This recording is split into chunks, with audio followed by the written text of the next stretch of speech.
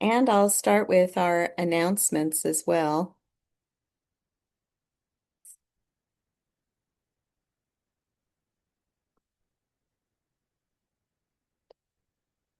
I'll move this over here. So we have our coffee chat series continues in August. And with the August coffee chat, that's going to be Thursday, August 27th. And Billy Mitchell of the University of Florida Extension Program is going to lead the discussion about how climate change is impacting our gleaning programs. So, as we were talking to folks across the United States and Canada, it became very clear that everything from flooding to fire to extreme heat is having an impact not only on um, crop yield, but on the practice of gleaning itself. And so I thought this was an important conversation to have. The Gleaning Census Report, the report detailing the results of those 111 interviews and 158 questionnaires that you guys all filled out, is available. So you can download it. It's on our website, or if you want a printed copy, and they look really nice. Let's see, I think I might have one here. I'll hold it up for everybody. It's very well done. If I say so myself, that's kind of self-serving, but it's packed with all kinds of charts and graphs that you can use to make your business case to funders. Sean and I are going to be mailing out we've mailed out these to over 25 foundations. So hopefully that'll gain some visibility to the gleaning movement. And then for those of you that are already working on our SARE measurement project, a quick reminder that billing is due by August 5th for all the measurements you've taken during the month of July. And there's a $750 bonus for the first commercial row crop measurement submitted. And my next announcement is a new affinity group. So we start affinity groups usually every year in the fall, and this is nothing new. This year we've got a new affinity group starting based on the Buy Nothing, Get Everything plan. And so this is a book by a Pacific Northwest author. I think they're out of Bainbridge Island, these two ladies that started the Buy Nothing movement. You might be a member of a Buy Nothing group in your own community. And so it really, gleaning is a radical act of buy nothing and sharing. And so I thought we would work through this book. It's 8 steps, and we will have 8 meetings to talk about how to reduce our reliance on purchases and increase our reliance on community, which is really leads well into what we're talking about today, which is the membership model that both Skagit Gleaners and Eugene area gleaners deploy in order to increase revenue. That's bottom line is helpful, but more importantly, foster community. So with that, I want to turn it over to our first speaker, Brandy Collier from Eugene Area Gleaners. So, hey, Brandy, Hi, thank you so much for having me. you're welcome. It's nice to meet everybody. So, just a little overview before I dive into our membership model. Eugene Area Gleaners is was an accident. I had a bunch of friends that were gleaning. We didn't know what that was called or that it was even a thing. And more people added, more people added. So we just accidentally started a gleaning group. There wasn't one in the area there since the 80s. We do have local food banks. We don't operate as a food bank. We operate strictly as a gleaning group, which I understand is fairly rare. So what we do is we truly connect volunteers with gleaning opportunities. We're volunteer top down. We have no paid positions. We have very little in the way of revenue. Um, we don't charge for membership. We don't charge for gleaning. It's strictly volunteer. So with that, we have a very easy, straightforward membership model. Uh, Folks join through a Google um, form. It feeds into a spreadsheet. We add them to an email list. They can join our members only Facebook group. That's where Gleans are joined. Um, and they go from there. We do have trained Glean leaders, and with some of the donations that we received, were able to reimburse mileage. Um, but the only other need for funding is our equipment needs, business cards, things like that. It's really small needs. So we've been able to keep ourselves going on a shoestring budget and a wing and a prayer. So everybody that's involved with our organization is truly here for the passion and the love of food rescue and sharing and gleaning. We have everybody from unhoused members to a couple of doctors and lawyers that just like to be a part of it. We don't screen, we do record incomes, self-reported incomes. We don't ask for any proof. There's no proof of need. We ask what area they are from, just so that we have an idea and can tag people in the Facebook group for gleans in those particular areas. If we get a glean out in Thurston or Oak Ridge, we can tag those members. Anybody's welcome to come on any glean, but we tag to highlight and really try to get people that are in that neighborhood because it saves on gas, and of course that's the lower carbon footprint. We don't have a brick and mortar. It's something that we're working toward. We love the Sweet Home Gleaners model. I don't know if you've spoken with them yet, but they're lovely people. They have a thrift shop in the front of their brick and mortar, and then the back is their gleaning area. So they do also do food bank distribution type. But here we're fortunate enough to have Food for Lane County.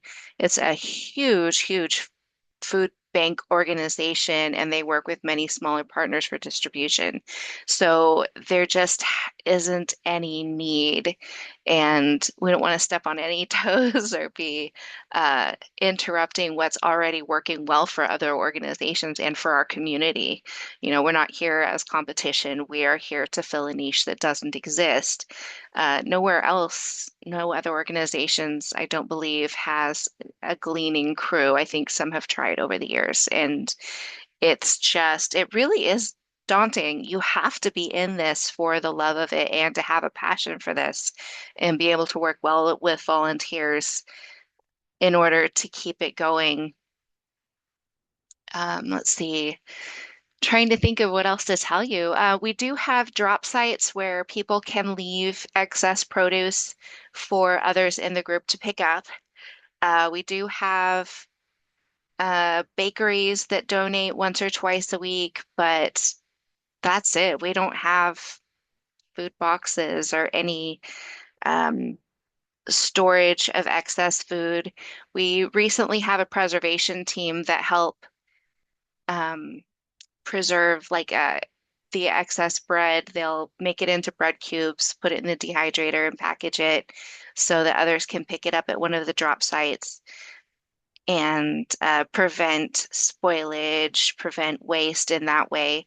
Some of what we receive, because it's so last minute and people are calling us as the fruit is falling, is coming to us spoiled or damaged, and we have that available in the drop sites in chicken feed bins.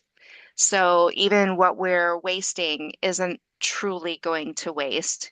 We have compost volunteers for everything else. So I would say the very limited waste is the packaging on the bread that we're receiving. And the bread that we're getting isn't an interruption in the food box or the other food rescue locations because they have a dedicated bakery.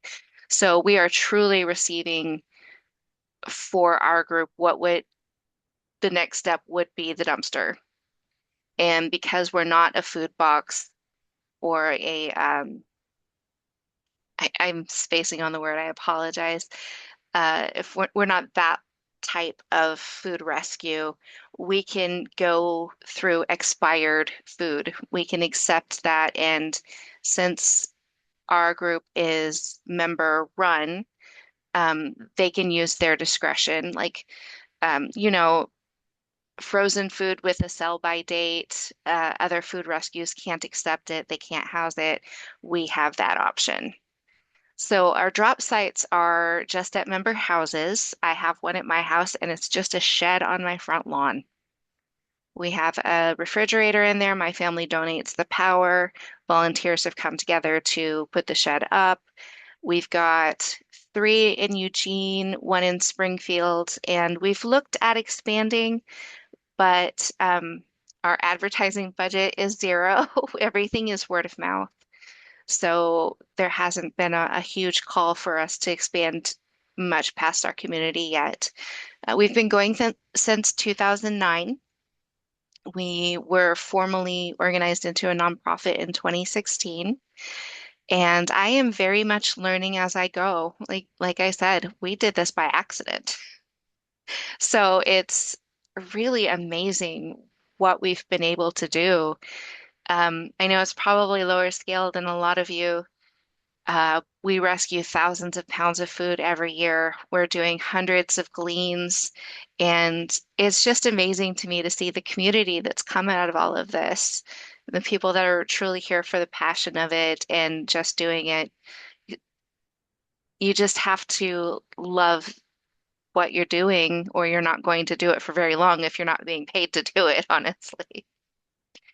That's it for me. Does anybody have any questions? Brandy, when we talked during the survey process, you do refer to your gleaners as members, and you said that your organization, there's a nominal fee to participate, and part of it, no? Nope. We ask that Okay. everybody do one thing a month, even if that Okay. one thing is hanging a flyer. We ask Okay. them to help the group out in some way. And honestly, we don't even really double check. Hey, there's a need for this. And we usually have somebody stepping up. We've got 1,200 members. A member can represent an entire household, or each person in their household can be members. So it's not truly representative of how many households or total members are benefiting from our program. And so to sign up to become a member, you briefly went through that process. And so there's no income verification like you would at some of the food banks and food pantries. What are the benefits of being a member? You said there's a responsibility to participate. I'd like you to enumerate what are the benefits. And then you had also said that part of the reason you went with this model is to be able to allow that usage of perhaps expired food. What was the legality behind that? There was a nuance that maybe if you could explain that too. Sure. So we don't require anything on sign up. We ask them to participate in some way. Base level is just hang a flyer because everything is word of mouth. They could help moderate the Facebook group, the email list. They can help us call potential donors, get more information for our Glean leaders. Um, and the legality, as I understand it, is that a food site such as Food for Lane County, um, Centro Latino Americano, other places that we have in our area, they cannot take something that is past its expiry or sell by date. They can't take anything, fruit that's bruised, that has a cut in it, dents, um, because the turnaround between their collection and their distribution is such that it would go bad effectively. Um, and with us, our members aren't objects of our charity. They're not. Um, nameless, faceless recipients, no shade there, but they're participating members. So they can include their membership and their volunteerism on their resume, their CV, and as somebody who has been unhoused with a small child to feed, I can tell you it feels so much better to to earn or be a part of something rather than to receive something because every time we went for a food box, it felt like there were people that were just there wanting a selfie with us, like, look what great thing we're doing for you. And yeah, it just didn't feel good to receive in that way. It feels so much better to be a part of the organization. Each person is chipping in, they're making this work, the flyer hangers, the people that do the business card design, the people that moderate a list, the people that go pick up bread. Each person has a little role that they play. So this is part of their membership benefit. This is something that they are owed. This is how they are paid, is the food in the drop sites. So it comes together less as being an object of charity. It comes together as we're a part of this. This is what we get for doing this. Beautiful. Thank you. Are there questions for Brandy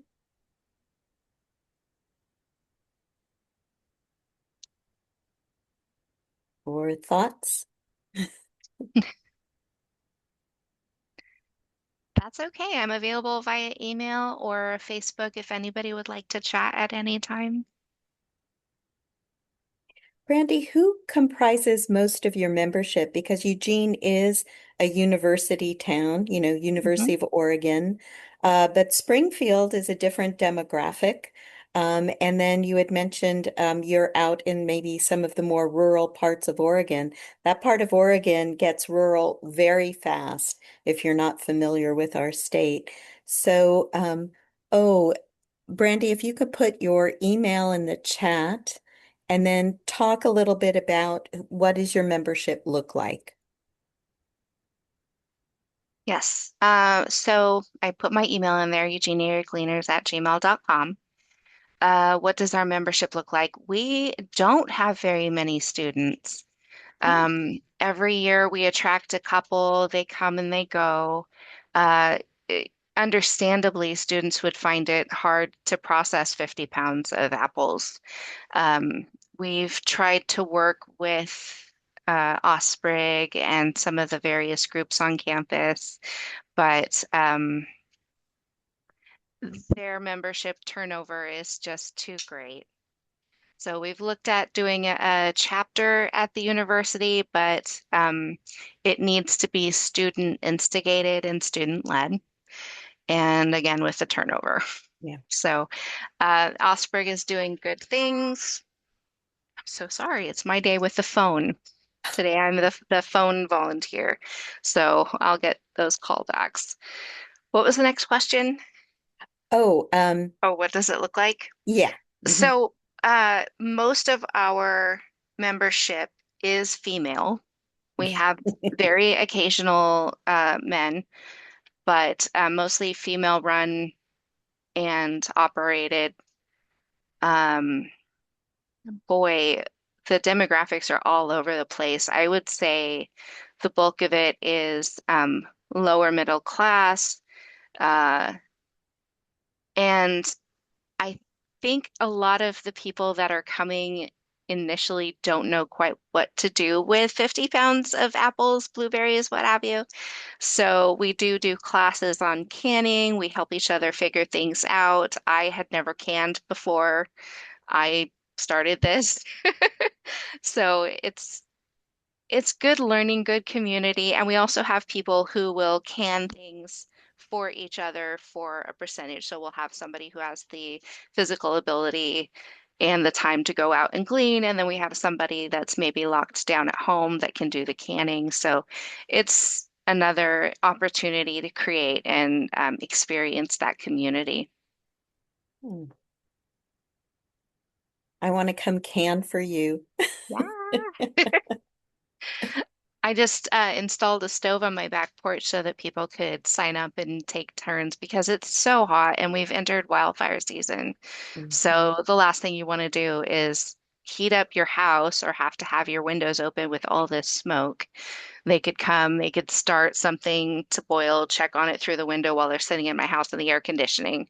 So this is, yeah, a hub would be amazing, but I think we're still a little ways off. Hmm.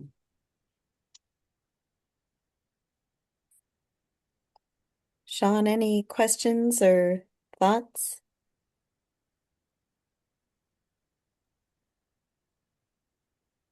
Um, Sean's like that one kid not in at the moment. school who is like, I did not raise my hand. No, I was just trying to think if I had, um, I sort of have this question in my mind, but I'm trying to figure out how to word it. So maybe I'll come back to it in a second. Okay. I had a question. Yeah. Hi, Lisa. Hi. Can you clarify if so you like you go out and you glean and then what happens to that produce after? Well, it's an even split with everybody that attends the glean. If there's extras, it's taken to the drop site on a first come, first served basis. We want to make sure that this produce is used or processed almost immediately. Thank you. Mhm. And or sorry, Randy, sorry. Randy, this model, is so unique to the Pacific Northwest. And I'm curious, when you guys accidentally were starting this cleaning organization, was there ever, or over the many, many years you guys have been in operation, has there been any consideration of like, why do you continue to stick with this model instead of a more traditional charity model, I guess is the scope of that question, or why did you choose this model if you did actively choose it? Um I mean, you've hinted to some of these things that I think you probably see as advantages to this model, but I'm curious if there's ever been exploration of being a more traditional charity type organization comparatively to this, and why you choose to continue to stay the way you are. Sure. Yeah. I designed it this way. Jana moved to Indiana, Misty moved up to Beaverton. People come and go, and I was not aware of other charity models except for food box sites and other charities like United Way. And I'm doing this right now. I have three different clients that I work for. So I am doing this on the fly. We've looked at reorganizing, we've looked at charging membership fees, and our area is so economically depressed. Even a nominal fee of $3 each per year terrified people. And I have gotten disheartened before and thought about quitting, but um, every year I find, there are people that the only reason that they are eating is because of our group, their involvement in this group. You can only get so many food boxes per month here. There's a linked system, I guess, where they double check and see how many each person has had. And it's unfortunate that that system is needed, but I do understand the reason for it. Um, It's just knowing that the need is so great and there isn't any other stopgap for collecting the fruit that's falling off the trees and rotting on the yards. Other people have tried. I don't have any magic reason why this is working so well, but it is working pretty well.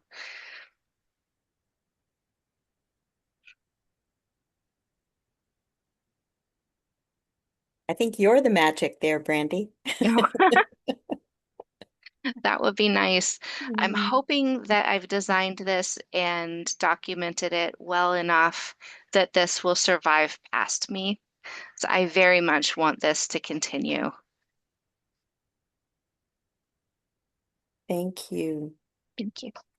We'll have a little time at the end if you think of a question for Brandy, and I want to turn it over to Morgan. Hi, everyone. My name is Morgan. I'm the executive director of Skagit Gleaners. We are located in Mount Vernon, Washington, which is about an hour and a half north of Seattle. I'll do a quick overview of our organization and then I'll go into some slides that I have. Skagit Gleaners has been an organization since the 80s. It started as just a small hand harvest gleaning program among a few local families who, very similar to what Brandy stated, would just go out, glean surplus food from backyard orchards or farms, gardens, personal personal spaces with permission of the homeowner. And then they would bring that food back collectively and share it among the families that participated. And then over time, what I've only been there for 10 years. So they started our cooperative membership model before I got there. Unfortunately I can't speak to how that got started, but I do know the history and that they wanted a model, our founders wanted a model that was financially sustainable, but also kept dignity there in receiving surplus food. I know that the group who started it, they wanted to be in the dirt. They weren't focused on raising money or trying to fill financial needs of the organization. So I think that they started that membership model as a way, that a paid membership model as a way to receive flexible funding to just have the organization continue. Anyway, over time, we now rescue about 2.5 million pounds of food from the landfill. We rescue it from local grocery stores, restaurants, distributors, manufacturers. We also still rescue it from local farms, backyard orchards, personal gardens. Um, so we collect that food and then we redistribute it to our local families who use it right away. We have the local families who use our member cooperative program pay a nominal contribution every month of about $39, $39.50. And then everyone also volunteers 3.5 hours a month. And I think this is a good time for me to share my slides.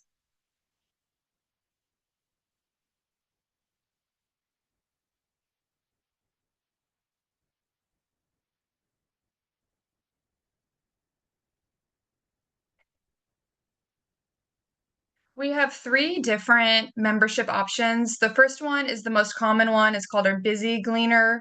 Oops, sorry, that's not the most common one. The Busy Gleaner is the second most common one. The Busy Gleaner, that's a non-volunteering membership. They can enjoy all the member benefits without volunteering requirements. Then we have the Frugal Gleaner membership. That's the most common one. The Frugal Gleaner membership has the volunteer aspect to it. This is where members contribute a nominal share donation and then also volunteer 3.5 hours per month for the organization, totaling 42 hours per year. And then we have our Glean only membership. This is where those members receive notifications of hand harvest gleaning opportunities or market gleaning opportunities. Market gleaning opportunities are when we receive like a semi truck of rejected chicken from Draper Valley. And so then it comes to our facility and then we glean it through our market.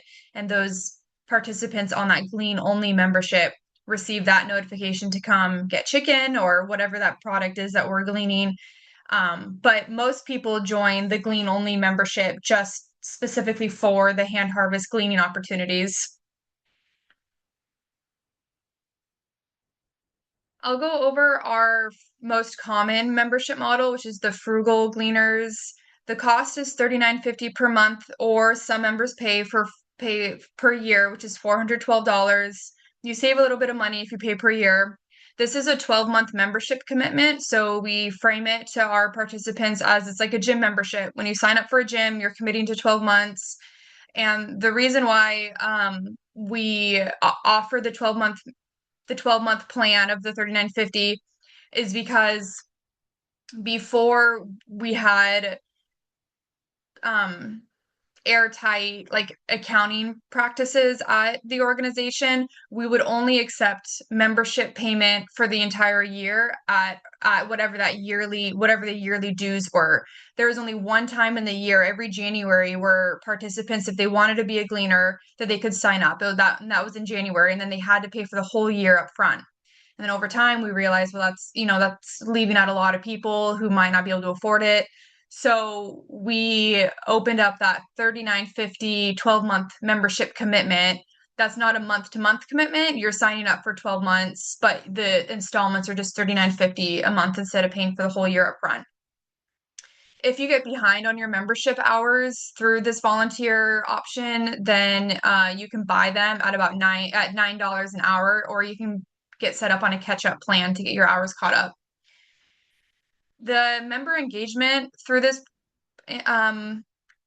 option is they volunteer 3.5 hours each month at the facility. There's a plethora of volunteer opportunities that members can participate in. They could work in our market.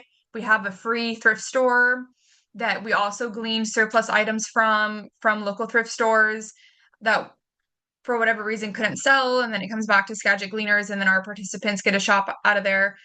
So they can volunteer in our market, sorting food, putting food out, distributing food, cleaning, getting ready for the shop, closing the shop. They could be delivery drivers, picking up food, bringing food back. They could be hand harvesters, going out and gleaning food from farms and backyard orchards. They could volunteer in our free thrift store. We call it the Gratitude Galleria. We have a daycare area where members can volunteer and watch kiddos while other parents either shop or volunteer. We also have a couple garden locations where we grow our own food, so members can volunteer at either one of those locations. Also, our entire office area is volunteer run. So some members choose to get their volunteer time in by working typical reception jobs. Our social media is also volunteer run. So some members get their volunteer hours by running social media or just answering questions on Facebook. There's only 9 paid staff members at Skagit Gleaners. I'm the only full-time staff person. We're a big operation. We operate 7 days a week where we're distributing food. We go through 2.5 million pounds of food a year through our doors, redistribute it to the local community. And we have a number of other like auxiliary programs that we run, and most of that is spearheaded by volunteer engagement. We engage about 25,000 hours of volunteer time every year, and our current membership is at 650 members, and that's household members. So a lot of times there's more than one person in a household. So if we really look at who's volunteering in the household, it comes to be about 1,200 people. The benefits of this Frugal Gleaner membership is they get a shop in our market up to 3 times a week. This is where when we receive all the reclaimed food from the community, we bring it back to our shared market space.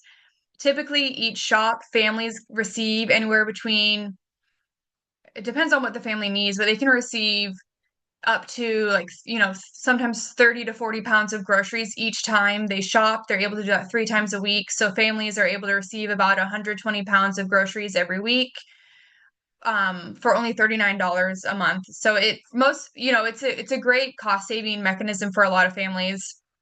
They're also able to shop in our Galleria, which is our free thrift store, an unlimited amount of times during the week. And then they're eligible for gleaning opportunities, hand harvest gleaning opportunities.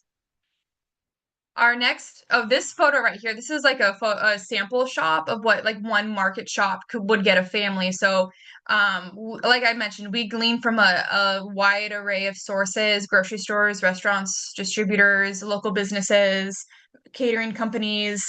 And so this is an example of what one shop could yield for a participant. And then if they take full advantage of the program, they could get this times 3. So the cost for the non-volunteering membership is $71 per month, or they can pay $790 per year. It's also a 12-month membership commitment if they don't pay for the whole year.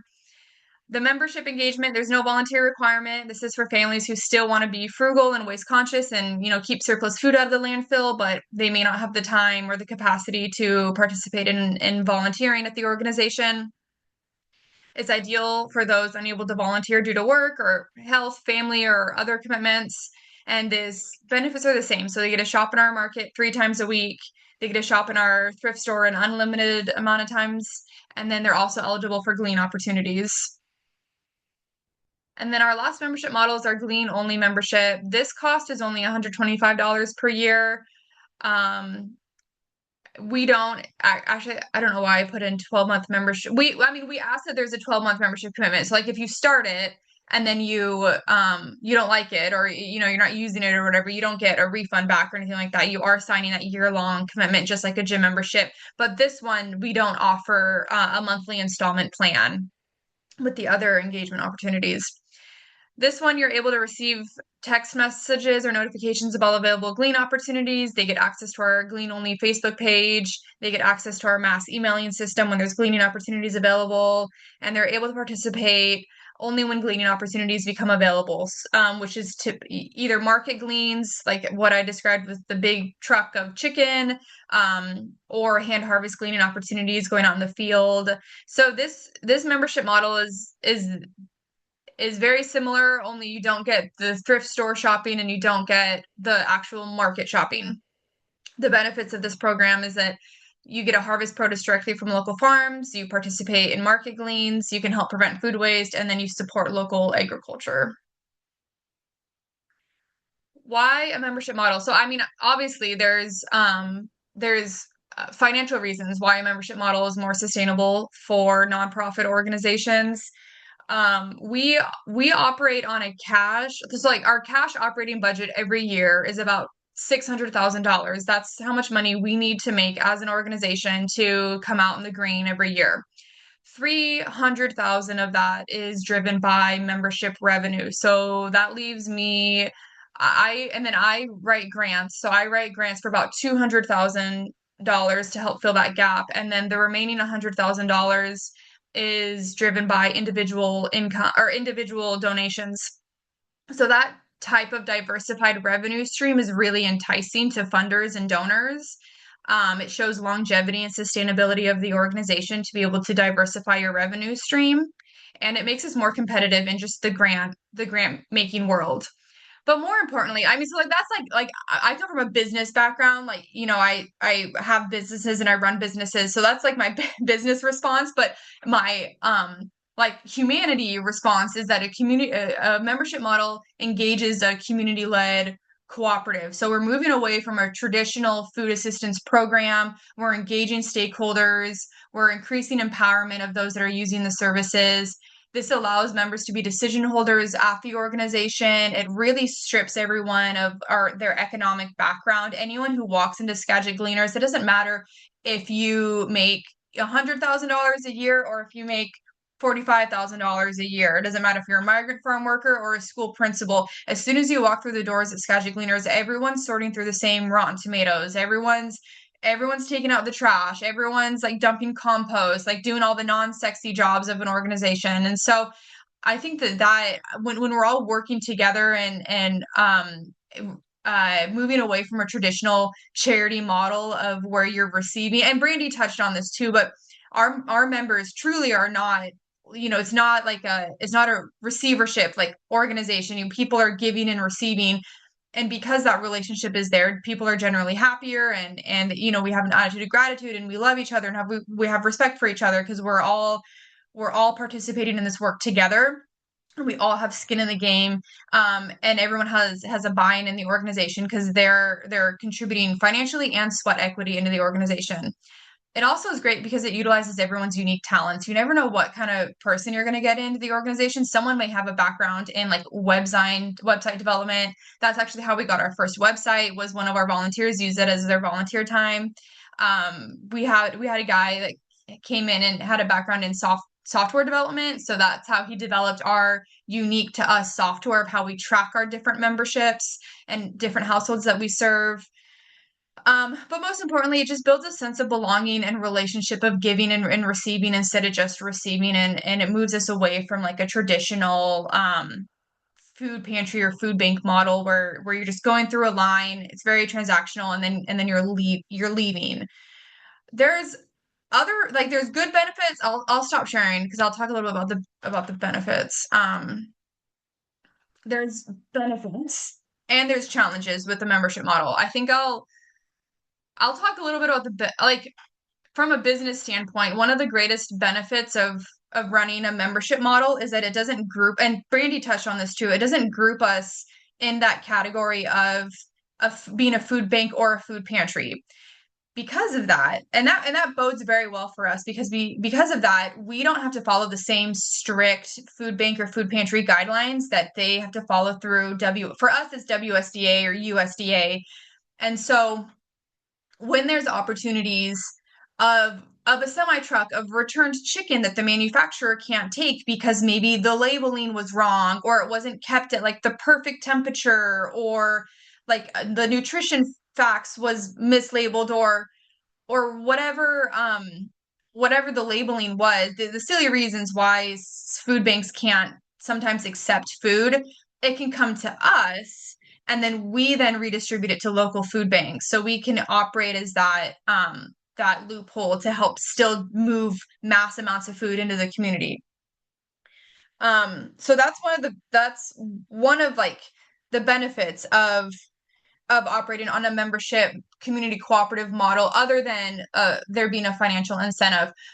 Some of the challenges are, the biggest challenges is just education. I get asked all the time, like, why do you charge a membership? Like, why, people are in need. Why are you charging to hand out food? All this kind of stuff. So if anyone has ever read Sweet Charity, it's a great book. I recommend reading it. But it really challenges the traditional like charity model and about why traditional charity like actually isn't a good thing. And so, I mean, yeah, I don't want to get into like the philosophy of it, but there's a lot of education that goes into like re-educating the importance of building a community cooperative system where everyone's engaging and participating, and how it's more sustainable, and how you're allowing the participants of a program to be decision holders of the organization as well. And so there's a lot of education that goes into it, but also constantly educating the community or donors or whoever may be asking those questions about how our community cooperative model actually builds long-term food security, because we operate as that midpoint between a food pantry and a food bank and a grocery store. So there are a lot of the families that we serve, or families who want to be frugal and always conscious, but they are make too much money to be comfortable or to self-identify as in need to access a food pantry, but also maybe the grocery store is too expensive. And so we come in as that midpoint that serves that population. And because you get so much food for only $39 a month, it really builds that long-term food access and food security pipeline that doesn't require participants to go to a food pantry. Food pantries are great when you need them and they feel like that immediate emergency relief. But at what point are we not going to live in at what point do we finally get to move out of a system or a society where we no longer need emergency food assistance? Like that's the hope, right? So Skagit Gleaners operates in that headspace. Now, the answer I gave you, I don't get to explain that to people all the time. So that's what I mean. Is like one of the challenges is really explaining like the philosophy behind a membership community cooperative. That's one challenge. My business answer about a challenge is because we charge a membership fee, it automatically prohibits us from participating in some of the bigger programs like Feeding America, Food Lifeline. One way that we worked around that is we actually opened up a free food pantry on Saturday nights. So outside of our member cooperative model, we are now a sub agency that distributes food for free, whatever food we couldn't move that week from our Gleaner membership cooperative model. We distribute through our own like free food pantry, and that program operates separately from our cooperative model. So that's how we're able to like get some, and that has made us eligible for state grants like through the WSDA. and USDA, and that makes us eligible to be participants or program partners of Food Lifeline, Feeding America. Without having that free food pantry that we operate, we wouldn't be eligible for any of that state funding or some of those larger programs. So I want to leave time for questions. So I think I'll pause. I'll stop there, and then I'm open to any type of question anyone has. Can I start us off with a question? You're offering this tremendous value to your members. I'm sure you've probably calculated it. I don't know if you have or not, but I guess I'm not sure. But I think you can easily see that it's way more than the 35 or whatever the dollars a month it ended up being. Um, I'm curious though, what advice would you give for programs who want to move towards this model, but at the moment, they're not providing, hundreds or thousands of dollars worth of food every month to people because they don't have those pipelines. How does someone start a program like this or move into this type of space from their existing programming? Such a great question, Sean. And I mean, it's like growing a business. Like, how do you grow a business without having the resources to do that? But you need to grow it. I guess in just incremental steps. I mean, first try to build out the pipeline of food that's coming through, and then just start with a small membership contribution ask. So maybe make it voluntary, and then once you start the more cash you get in, the more freedom you're able to have in building the program out. I mean, I think that when Skagit Gleaner started, they started with just a $10 nominal contribution that people participated in. So, I mean, I guess just start small in the contribution side, but then like really just like rally and just like, I don't know, hustle and get food, I guess. Like that's like I don't have like a play-by-play book of how to do that other than just hustle. Like, I don't know. There's a question in the chat for you, Morgan, from Lisa. What kinds of decisions are your members making? So you said they're involved in the decision-making process. Yeah, every year we try to send out a survey that's like a whole program, like amendment survey. What's working at the program? What's not working? What do you want to see more of? What foods do you want to see more of in the market? Like, do you want us to focus more on this type of programming? Do you want us to do more gardening? Do you want us to there take a shift away from hand harvest gleaning? Um, all of those big like programmatic questions um that go into just like building out a program, we ask to our membership, and we really sometimes we don't go with what people suggest. When you're sending a survey out to 650 different families, you get a lot of feedback back. And sometimes people don't understand like why we do things a certain way. So we take feedback with a grain of salt, but we do try to implement as much of that raw feedback of what members want to see at the organization. In fact, that's how we got like our daycare area started. Our childcare waiting area was because through one of those surveys, a lot of our members reported that they wanted to come with their kids, but they felt so overwhelmed because they're trying to shop in the market with their 4 or 5 kids, and they wanted a place to just like leave their kids for 15 minutes while they shopped or volunteered or something. So that's how we got our childcare waiting areas started. Great question. Can I ask you a question? I'm curious about if there's any volunteers who or members who want to volunteer more than 3.5 hours, and if they've like asked for money off of their membership for more volunteer hours, or if that's ever a thing.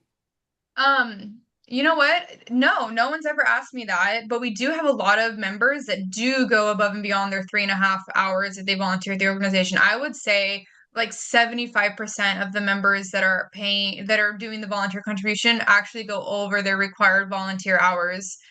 No one's asked for that money off. And I think because we communicate with people about that, like we break it down for people.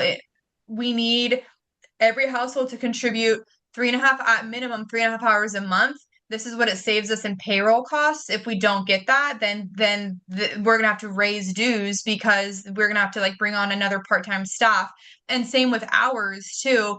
This is how much money you're saving us by volunteering, and this is how many hours we need to run the brick and mortar of the organization. So we've had some members ask, every year the hours start back at zero. So if you like, you could volunteer 300 hours that year, but then once you renew your membership, it goes back to zero. We've had some members ask, can my hours continue? And we keep building on our hours, or they want to volunteer that 1 year and then not volunteer for future years. And the answer is no, because every year in our organizational budget, that's what we need, the valuation of the volunteer time. So when we explain it to people like that, then they're generally understanding and get why. Great question though. Another question in the chat for you, Morgan. So it appears that this may be very admin heavy. Could you speak to that perception? Is that true, or how do you manage it? Admin heavy, I mean, are you talking about indirect costs or like occupancy, or I mean, are you talking about like my salary or No. yeah. I mean, like the burden of keeping track of everybody's membership and how much they paid and when their clock starts and all of Yeah. that. We have a pretty comprehensive database system that tracks all that for us. When people become a member, they get a unique member ID number. And then when they check in, the system will flag them if they're behind hours, or if they need to sign a liability waiver, or if we're missing a signature on something. So the system does that for us, but we do have a volunteer coordinator who's part-time. We have an administrative assistant who helps handle payments. We have me, I'm the only full-time person there. And then we have Leanne, who's actually here in this group. She runs all of our hand harvest, gleaning, and garden programs. So, yeah, I mean, obviously, like our biggest expense for the organization is payroll, but, in the grand scheme of things, with how much work we do, having a cash operating budget of only $500,000 is pretty frugal. Yeah. Amy wants to know what online system you use.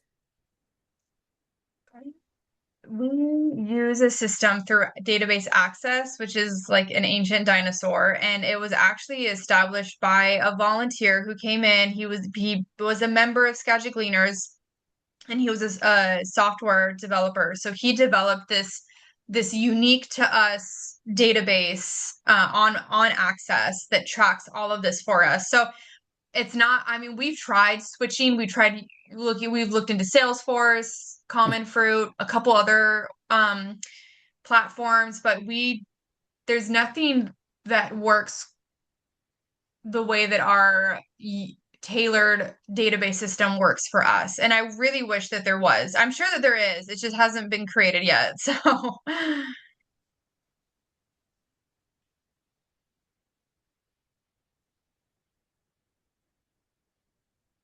Are there other questions for either Brandy or Morgan?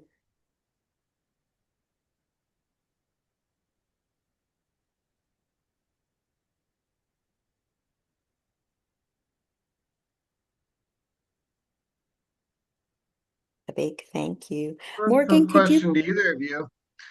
Is there ever days that you wish you didn't do this model, and why?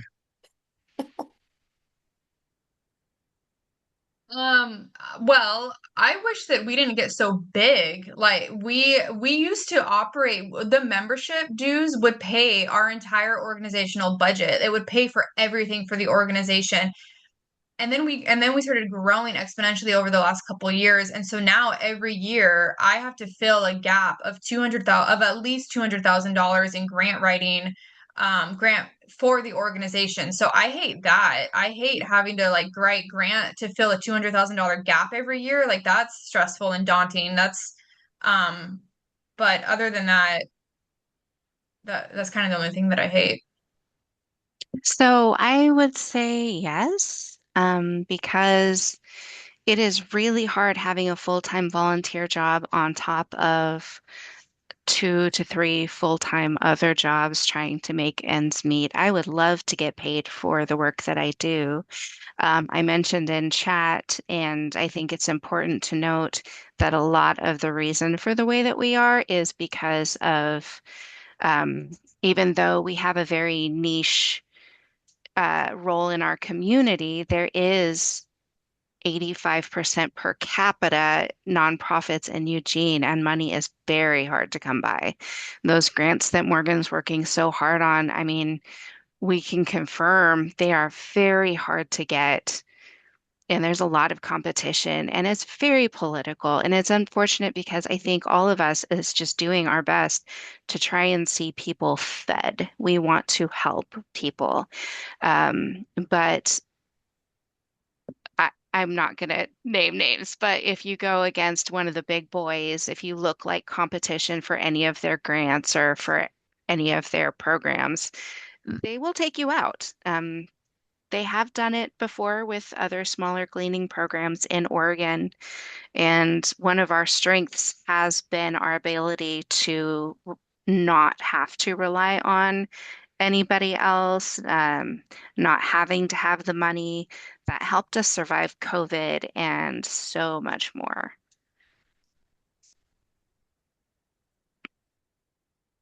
Thank you both. Super fascinating programming. Mhm. Thank you both. I'll have to come by to visit. Brandy, you're so close to me. And Morgan, hope to see you sometime in the future, sometime soon. Thank you, everybody. Great Thank you. coffee chat today. Thank you.